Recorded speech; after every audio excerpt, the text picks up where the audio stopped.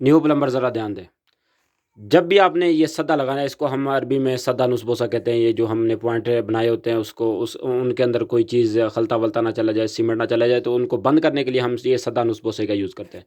यहाँ पे कुछ सबाक मैंने देखा है, ये सद्दा हदीद भी लगाते हैं छोटा वाला। 1 सेकंड मैं लगा के दिखाता हूँ आपको।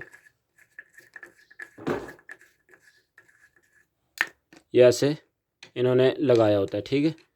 तो ये तो डबल पॉइंट है, ये कोई नहीं बंद करेगा, लेकिन जो सिंगल पॉइंट होते हैं ना, सैफून का पॉइंट होता है, गसाले का पॉइंट होता है, वो अक्सर ध्यान नहीं देते टाइल वाले। कई बार ऐसा होता है, उनसे उनसे भूल हो जाती है। प्लस्तर वाले ध्यान नहीं देते, वो प्लस्तर में दफन कर देते हैं।